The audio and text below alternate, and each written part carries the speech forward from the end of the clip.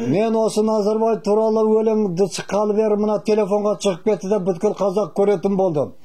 Содан бүткіл қазақ көріп, жаңағы мені қолдады, қоптады, жан-жақтан әйелімнің телефон соғып, жан-жақтан жаңа баталарын айтып, алғыстарын айтып, сөйтіп құттықтап жатты. Содан біраз жыл өткеннен кейін, мен митингіге шықпағаннан кейін елдердің бәрі күмәндене бастады. Ой, Оқапты аты кетіпті, Оқапты қамап тастапты, Оқапқа у беріп өлтіріпті, Оқапты машинамен қағып өлтіріпті деген әртүрлі сөздер шығып жатты да. Соның бәрін Оқап өліп қапты, тіріме деп әйеліме телефон соққандар болып жатты. Содан кейін мен соны естігеннен кейін өлгем жоқ, әлі тірімін деп бір өлең жаздым. Егер мүмкіндіктеріңіз болса, соны тыңдай отырыңыздар. Ассалаумағалейкум малталаштың ұлдары, жастары мен қыздары, 40-тан асқан қулары, қырмасақал шалдары. Өлгем жоқ әлі тірімін, шындық сөздің пірімін. Өлгем жоқ әлі тірімін, жоғын жоқтап мен жүрмін, өліменен тірінің. Бір құдайым біледі таусыларын күнімнің. Қазағым деп қақсасам, өлімге неге қиясың?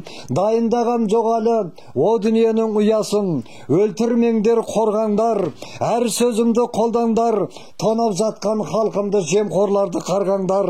Қазағымның бақыты барады маған арман боп, тұрмысын көрсем оңалған, менде басқа арман жоқ. Жыласа қазақ жылаймын, көздің жасын бұлаймын, қазағымды бақыт ет деп бір Алладан сұраймын. Мендегі бітсе уайым, ала берсін Құдайым. Нұрланып бітсе пендеміз, құнды болса теңгеміз, күліп жүрсе ұл-қызым, жыламаса жеңгеміз, атылмаса еріміз, сатылмаса жеріміз, содан соң барып өлерміз, бәріміз де пендеміз, өлтіріңдер содан соң. Өлді ғой талай қазағым, биліктен қалып көңілі, жылау менен өтті ғой бұл жалғаннан өмірі. Әлі жүрмін мен жоқтап, өлі менен тірені.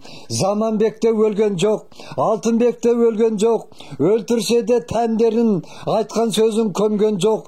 Тірі жүрмін солардың, құнын даулап пенде боп, ақиқаттың пірімін. Өлгем жоқ әлі тірімін, миллиондардың сөзімін, миллиондардың көзімін. Бір Оқаптың өзімін, Махметтің ұлымын, шындық сөздің пірімін.